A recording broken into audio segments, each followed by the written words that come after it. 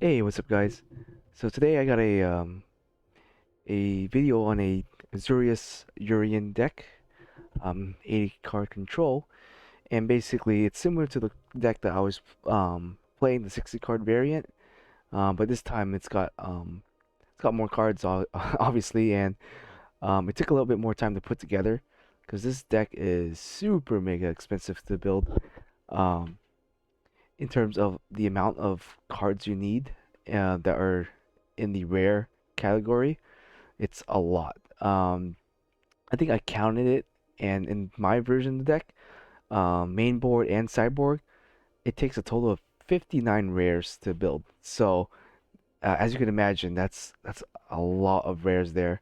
Um, there a total of I think 95 cards in the deck, and uh, two-thirds of them are rare. So this deck is definitely a lot to build. And so if you're getting into the game and you are new, I highly don't recommend building this deck. This is deck for, I want to say, veterans, people that have played this game for a while and that have a pretty big collection. Um, as you know, I've played the game for a while, so I have a decent collection. So um, I was missing maybe a third of the deck, maybe a quarter. Um, and I started grinding the game out for about a month or so, about a month and a half to kind of complete this deck. And yeah, I spent I haven't really actually spent any money on this game in a long time, but yeah, I just spent a lot of time just grinding the gold quest. I did buy the was it the battle pass, I guess. Now the battle pass, I didn't spend money on it. It was just coins I converted to gems, and then use the gems to buy the battle pass, and that kind of helped sped along the grinding for this particular deck. So, yeah, if this is like your first time um, getting the game or just playing it, this deck is just really expensive to build. So, anyways, yeah, the deck requires 59 rares, 8 mythics, and then everything else is just uncommons and commons. Um, but yeah, very expensive deck to build. So I want to talk about it a little bit. I'm sure some of you have seen this deck on ladder or online played, and it's a pretty strong control deck. It's got a lot of things going for it, a lot stronger than the Kahira variant. Because you have plays that are more impactful and um, plays that you can will allow you to come back from behind in the sense in the long games, just because you have so much redundancy. So like there's a lot of four ofs, there's a lot of two ofs, almost you're running multiple copies of the same card, so you have a very high redundancy to this deck. It's very resilient. It the longer the game goes, the better this deck gets. I want to say so. Um, where like um, the Kahira version, the longer the game goes, you're at the most strongest in the mid game. Towards the late game, if you don't have steam or if you're not really controlling the board, the deck it has a hard time coming back. Where this deck is just it's got plays on every turn. It's got something to do. You're basically just trying to survive until you're able to resolve Teferi or resolve a Shark Typhoon enchantment, and from there you just take over the game. Um, it's got plenty of strong counter spells. It's got draw. It's got searchability. It's got some fun, cool plays you can do with the deck because of Yorion. So Yorion is a good payoff card for like the late game. Early game, you're not gonna really do too much with him. But late game, once you start stacking on a bunch of like Omens of the Seas and a couple of like Planeswalker, and you cast him and you have stuff on the board, he becomes what is a finisher basically for the deck. Where like Kahira was not really a finisher, he's just more of a value, a free card for the deck. But this time we're using Yorion as kind of like the finisher to kind of push our advantage over the edge, or to come back if we're behind and beat our opponent. So yeah, let's go ahead and go over some card choices. I may not really talk about some of them too much, so if you watch my previous videos, of the 60 card Kahira version. You kind of get the idea, but I might talk about the card in terms of the ratio and stuff like that. So yeah, let's jump right into it. So yeah, you obviously got Yorion. I was about to say Kahira, but yeah, you got Yorion as your companion. Real strong creature, and I'll explain some of the interaction in the deck and how he's used to with the some of the cards here. So in terms of our removal suite, pretty standard here. 4 marches, 3 portable. I don't like more than 3. I mean, in this particular version, I guess you could play 4 portable holes, but I think I want better, stronger removal than just this. This is good early game, late game it's kind of whatever. So to kind of offset that, I just play 3 to see it, and then not to like clog my hands up with a bunch of portable holes I can't cast or do anything with. I often sometimes late game I often use them as food for March to just kind of exile them in my hand and power up the March even more to remove real big threats. So yeah, that's why I'm just playing the 3 portables. I don't feel like I need more than that. Um, the deck, I guess before we get more into it, the deck, because you're 80 cards, you have a greater draw variance than anything else. So your consistency is a little weird. You may lose to some really heavy aggro decks that are really consistent because you don't have consistent removal in the early part of the game, just because your deck is so big, and I don't know if you'll be able to draw your marches and your portable holes that early in the game as often. So that's one thing you want to note for sure is the that variance in the draws in the early games. But to kind of help offset that, you do have this card right here, Omen of the Sea. So Omen of the Sea makes it so that you're technically playing a slightly less amounts of cards, and you're able to dig through your deck and draw the card that you need. So it's kind of like a slower opt, I guess. Or I guess not an opt, but I guess what's the other cantrip? I'm forgetting it right now. The cantrip where you scry to, I think, certain visions. I think it's certain vision. One of the cantrips. I don't quite remember. But the idea is that we're willing to pay this extra higher cost for the fact that it has the enchantment ability and it sticks on the board. So if you get this to stick on the board and you're able to cast Yorion, you can flash these out and flash them back and draw additional cards with them. So that's pretty good. Worst comes to worst, if you're you know running out of steam or you're flooding out, you can use their ability and it kind of acts as a one-time use Castle Vantress. So yeah, that's the idea behind the Omen there. Otherwise, our removal suite and our counterspell suite are still the same. I personally don't like Censor and Jorari interruption. I think Jorari um disruption. Sorry. So I personally don't like it. Just because I prefer hard counters. I know they're really good early in the game. Like it's good. It's as good as counterspell. Turn 1, turn 2, turn 3, and so on. And maybe if your opponent is stumbling on mana, it's good. I personally just of the opinion I'd rather just get hard counters like Dovin's Veto, even though Dovin's Veto is a little bit more narrow in its ability to counter stuff. Still a really good card though. Can't be countered and stuff like that. So I'd say this is still a really good counter spell to play. Um, and I don't think I ever needed the Jorari to be played as land, so I don't think I ever did that. It's cool that it can be searched. It's a searchable land off of Narset, but I just don't like it. And same thing with Censor. Censor is the other one you can play. Um, it's another option there. And I think Clench. I think I forgot how you spell clench. I am just kind of blanking out on how to spell clench right now. Let me. I actually don't know if it's in the game, but I think it is. I definitely think clench is in the game. Let me search for this real quick. Come on, come on. Just one blue. Unless I don't have any. I should have a couple clench. But clench is basically like a mana leak, I guess. But definitely a weaker version of mana leak. So mana leak force your opponent to pay a 3 or counter the spell where oh, here you go, clench. I actually don't have any, huh? I would have thought I had some. Why not craft a bunch right now? I have so much of those there. So there you go. Yeah, but yeah, clench for sure is an optional counterspell that you could use. Or another good one might be the test of talent, but test of talent is kind of narrow. It's only for yeah sorcery and instances. So this one's definitely more better for a side deck where there's a lot of artifacts right now and there's a lot of planeswalkers too.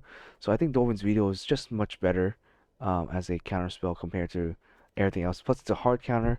You could use it early game, you could use it late game. I like it. It's been pretty good.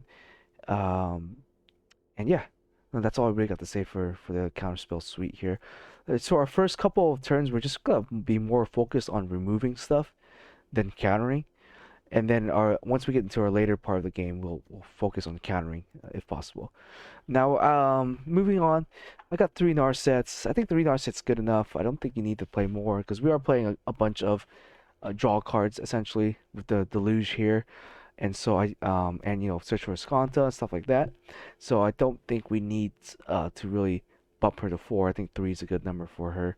Um, and the cool thing is once you leave her with 1 loyalty, you can always flash Yorion in and she'll come back with 5 loyalty. Granted, they come back at the end of the turn, so you won't be able to activate her effect. But having her refresh to 5 loyalty is pretty good because next turn you'll be able to draw if she lives, draw and search. So that's another strong ability with Yorion. So let me talk about some of the cards. Let me digress a little bit here and talk about the cards that you want to be blinking with Yorion. So our main target is obviously Omen of Sea and Narset and the Wandering Emperor. So those are our 3 main targets. Yes, you could blink to Fairy Hero Dominaria. You rarely will, but there are occasions where you will blink him. But outside of that, those are our main 3 targets. Omens to draw his card, Narset refreshes, and I think with Wandering Emperor, the cool thing about her and her interaction with Yorion is when you flash her back in, I think you have to hold down Control Z or have full control. But when she comes in, before the turn ends, you're able to just use her ability to create a token or plus a token up when you flash with her. So I think it's just whenever she enters the battlefield that particular turn, she can activate her ability as a instant. And if you bring her back with Yorion, I'm pretty sure you should be able to use her ability there. So yeah, those are 3 main targets. They're very strong targets to use. So next off, let me get back on track. We have 4 Absorb, so I went from 3 to 4 Absorbs. I think 4 Absorb in the 80 card deck is fine. 4 Absorb in the 60 card deck might be too much. At least in my testing when I played it with it, I liked it at 3 rather than 4 because there's a lot of times where I'm just drawing a bunch of this and nothing else, and that kind of felt bad. Where I only had like 2 mana open up anyways, and so I wasn't able to cast my Absorb. So I think in this particular build, 4 Absorb is fine. Here we got Shadow Sky up to 3 for our board wipe here. I'd say it's probably the best board wipe we can get in this particular format. Obviously, Supreme Verdict is a better choice, a lot better. If we had Supreme Verdict, we would play it. For now, I think Shattered Sky is just what we're gonna have to stick with for now. Um, you also have depopulation is another choice there, but I found that a lot of creatures are generally hanging around the 3 power and lower. There a lot of decks if they go wide, you can just wipe them. If they make something tall, you can usually Faithful Absent or something like that to kill it or Wandering Emperor. So yeah, the Shatter Sky is mainly to be used to wipe out boards that are really wide. But yeah, so next off we got obviously the 4 Emperors here. Yeah, she's real good removal, great just a great card to stick on the board and start being a win condition here on her own, so which is really nice. That's what blue white was kind of lacking, was a straight win condition. Back then you kind of had to use Teferi to win, and he was kind of like your only major threat. But now you have the Emperor at 4 mana, and she can start producing tokens, and she can be a threat herself to kind of win you the game and control the board with creatures and stuff like that. So yeah, she's been pretty good in that sense there. Next off, in my other version, I'm only playing one deluge, but here I think three deluge is the way to go. I'm not playing commit memory because it's your one card and 80 card. You're never gonna see commit and you're never gonna see Narset at the same time. It's kind of pointless like to try to play commit memory, where in the 80 card deck your draw variance is so high. Um, Commit just becomes that much worse of a card. So I decided to just go ahead and play 4 Deluge here. And this card is great for late game, mid game. It helps you dig through your 80 card deck, and this is why this deck is pretty strong in the late game, because you have stuff like Yorion and Memory Deluge that you can cast and get additional value off of. But yeah, um, if you had Dig Through Time, you could probably play Dig Through Time. If you're playing this in oh, sorry, let me cancel out this. That kind of messed up there. Yeah, if you're playing this variant in Pioneer, you can play Dig Through Time instead. And obviously, um, in um, in Explorer, we don't have that yet, and we don't have Treasure Cruise. So I think Memory Deluge is going to be our best sort of spell here to eventually just net us a bunch of advantage. And then for a final threat, 4 Teferi, we up these to 4 each because these are going to be our main win cons. So we want to see them, want to use them, and yeah, consistently see them in our 80 card deck. So 4 Teferi here. And then finally for our couple of final spells here, Shark Typhoon. It's another win condition if you can establish a Shark Typhoon on the board. Um, as an enchantment. It's very hard to remove. Your opponent's gonna have a really tough time dealing with your 10 million shark tokens. So pretty good there. If not, you can just cycle it to make uh, your one shark and draw a card. I do cycle this card for 2 sometimes if I feel like I'm getting land stuck. I will just cycle this for 2.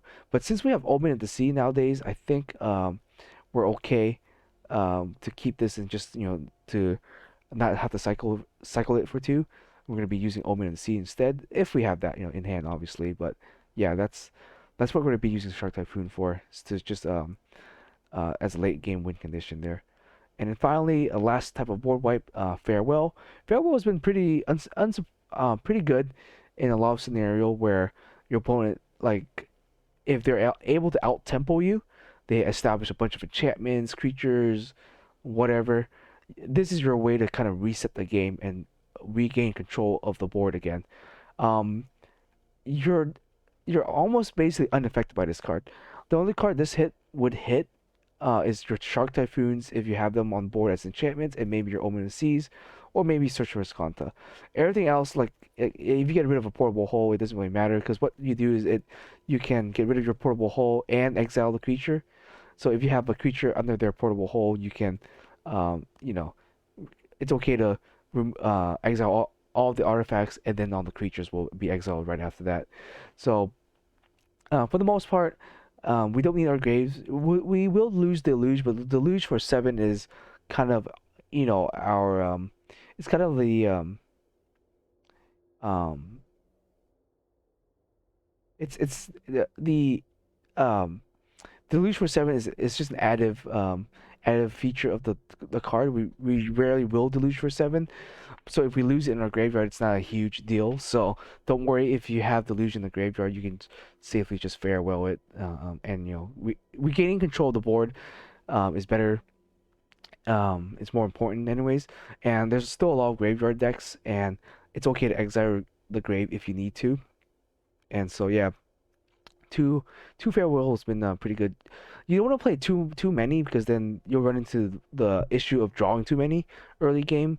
But 2 I think is good enough to kind of get you where you need to be, and be able to hopefully control the game from there. Okay, so let's move on to the more complicated part of the deck, and that's gonna be our land.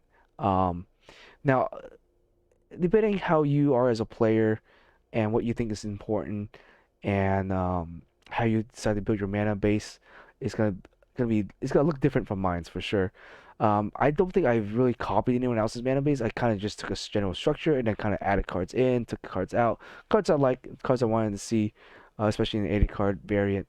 And I came up with, I think most people agree that in the 80 card deck, especially control. I think 34 lands seems to be the way to go. So I usually play 25 lands in the 60 card version. So in the 80 card version, I added 9 more lands, and then just 11 more cards in this section here.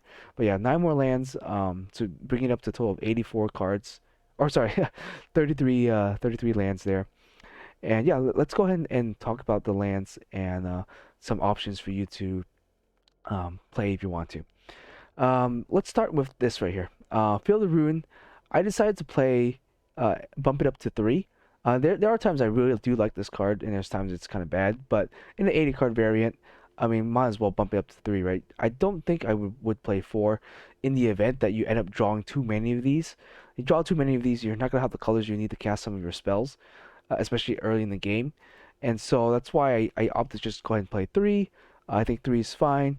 You want to use this to snipe your opponent's utility lands. You want to snipe their tri lands. You want to snipe their man lands, especially man lands, because this deck has a kind of a hard time dealing with man lands. Your only real way to kind of deal with man lands is with like March and maybe a Faithful Absent, and or maybe block the man land with a Shark Typhoon. But not really any instant speed we can deal with man lands. Obviously, Wandering Emperor if you get a chance to. But yeah, man lands, stuff like that, utility lands. This is what you want to snipe with. You want to hit them for their like tri-gnomes or dual their 2-color lands. Kind of try to mana screw them or color screw them by attacking their lands. So this card's like if you have nothing to do, if you have like 3 or 4 lands and your opponent passes without doing anything because they think you have a counter spell, it's safe to crack the Field of Ruins. Just be careful about cracking it sometimes. If your opponent has like, they do spend their mana and they have like 1 mana and you attack one of their tapped lands, the land does come in untapped. So um, you maybe want to be careful about giving them like mana for counter spell or mana for removal. So just be careful about that. I had that happen to me once where opponent had 3 lands. They tapped 1 black source to cast like a Thoughtseize or something. End of their turn, it was the only land I could hit was their dual color land, so I sniped it. And they got a swamp, and they proceeded to void red me right after because they had mana open up again. So yeah, just be careful with that. So that has happened to me once, but not too often. Most of the time, your opponent's not gonna really do anything with the basic land that they bring in. Okay, so next off, we got 4 irrigated farmlands. Main thing with this land is that it gives us the plains and island text or typing, and it can also be cycled, so it's kind of good. You want to see it as early as possible in the game. It's gonna be your first land to play. If you have this in your hand, you're just gonna play this and just pass. So yeah, and in late game, if you're flooding out or you're running out of card draw, you can just cycle it for hopefully a better card. So there's that. Three pathways. You could play 4. I only have 3, so I'm just gonna play 3. I think that's fine. Um, they get you the color that you need that turn, so they're good. But just do be careful because the choices that you make with this card can sometimes impact your game late game, or a lot more if you're not drawing any other lands.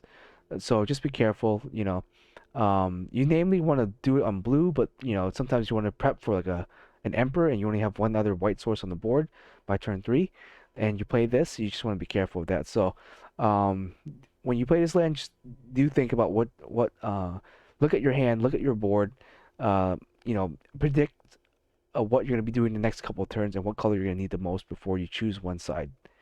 Next off, for Hollow Fountains, probably the best land in the deck. Just your basic shock land there. For Glacials, most of the time you should have this come in untapped because we do play a couple of typings here, so we should be able to get the Glacial to come in untapped. Deserted Beach, I'd say Deserted Beach is going to be pretty good. I think I would play 4 of this if I could, just because you're more likely to see this card late in the game rather than early in the game, just because you're playing an 80 card deck. So most likely this card's gonna come in untapped a majority of the time. Or if you do see this in your opening hand, it's usually paired up with a 3rd land. So usually this is like your 3rd land in your hand. So it's been pretty good. If it is if you only have this land plus one other land, then it's not bad to play this tapped and then draw, play your untapped land next turn, and then hopefully draw another land the turn after. So I think Desert Beach is really good. Probably my favorite land that isn't like a shock land or something. Um, but yeah, it's worked out pretty well. So either 3 or 4 copies of this is pretty good. Next off, I'm still just playing the one of each legendary lands. My theory is that I don't want to draw them multiple of them. So if I play two, I draw two of them. I'm only gonna be able to play one as land and have the other one in my hand because they are legendary lands, and they only give you one source of color. So for me, I decided just to play one of each for the utility of it, but also so I don't clog myself with a bunch of like Autowaras in my hand or something like that. So and plus Autowara is kind of expensive to use. It's 4 mana. You're rarely gonna ever use 4 mana to return something to the hand. I think I actually use this ability more, the E-Ganjo, a lot more than I have on Otawara. Namely because we don't also have any legendary creatures to discount this thing, so 4 mana is kind of pricey to use its cycling ability. So yeah, just the one is fine. Next off, I'm playing 3 island. So this can bounce between 3 to 4. I decided to try out 3 island and 2 plains as our main, as my basics. So that should cover me for fill the rune. So when I do fill the rune someone, I should be able to um, grab one of these basics. Um, Obviously, I think I prefer blue over white, so that's why I'm playing that kind of split, the 3-5 split. I always like having 3 islands and maybe 3 or 4 islands in any particular blue deck that I'm playing. So I'm not weak to fill the runes. I'm not weak to something else. So I can always have something to search. So yep, 3 islands there. 2 Hall of the Storm Giants. We're just doubling down on our lands at this point, our utility lands, just because we have 34 lands, we have 80 cards. Most likely we're not gonna be able to see this as often, so I'm gonna go ahead and play 2. It's our late game win condition. Just beat our opponent down with the Hall. Um, yeah, it's kind of like our utility there. Um, Castle Vantress is so-so. Uh, I would probably just down this to maybe 1, maybe 2. It's up to you. I think right now I'm just gonna leave it at 2. But we have a lot of ways to scry through our decks. We have Omens, we have Search for Skanta, and so we aren't gonna really have time to ever really use its ability to scry as much, unless you have like unless you're total control of the board, you have a bunch of mana, a bunch of counterspell, and you're not really doing anything else, and you don't have search up, then yeah, go ahead and scry with the Vantress just so that you're always drawing steam and gas, and you're not drawing just flooding yourself out. So that's when Vantress is good. You're never gonna really use Vantress to find a land because it requires 5 mana to use this thing. So you should, by the time you have Vantress up online, you're not going to be using this card to scry for lands. You're going to be using this card to scry for threats and answers and stuff like that. So 2 Vantress just so that we can maybe see 1 copy during our match, but it's not very important. It's of all the castles and stuff, this one, in my opinion, is the least useful in this particular deck. But yeah, heading there, we got the 2 plains, and then yeah, same thing, 1 extra utility land with the Ikanjo here. And then finally, just 2 Castle Arundel. You could just play 1, because we do have the manlands, but I always like Castle Vantress or Castle Arundel. Um, Castle Arundel always making that token for like late game has always been good. And we're playing just 2 just to go ahead and see this potentially a little bit earlier, or if our opponent has filled the ruins or some way to attack our lands, we just have a redundancy here. So this is just all this double ups are just redundancy, and so that's why we have 2 castles, we have 2 Vantress, two manlands, and stuff like that. So yep, there you go. That's the mana based. So yeah, 26 rares here, 26 rares for the mana base. So that right there is very expensive. So let's talk about the cyborg real quick, and then go from there. Let me see if I can switch over. No, so this is not gonna let me switch to the other side. Okay. Okay, so let's just jump in. Yeah, we got the Yorion here, same Yorion, as your companion. You have two Gravdigger's Cage. Uh, real good against Phoenix, good against um Bolus decks. In terms of I think yesterday I played against a Bolus yeah, sorry, what was thinking? The Citadel, Bolas' Citadel, and this card kind of wrecked them.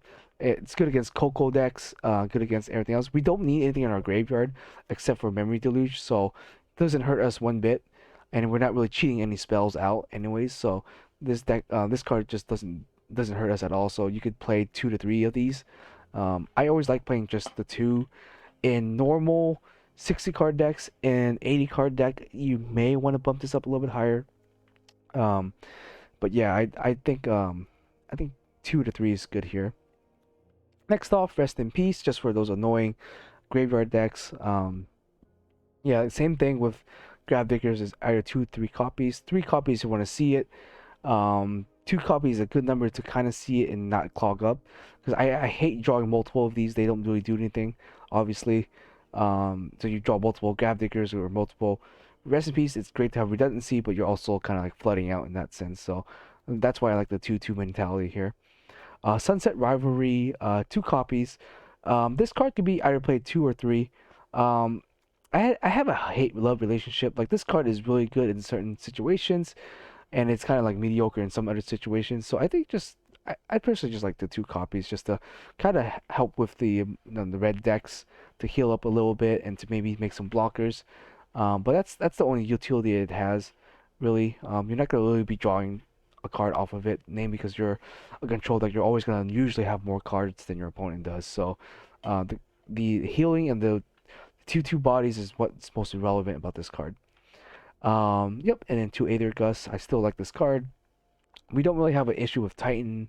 Don't really have an issue with other stuff, but it's still nice to have. It can hit stuff like Chandra's Awakening, the Infernal, in case someone does side that against you. This is one way to kind of like counter it, I guess, quote unquote counter it.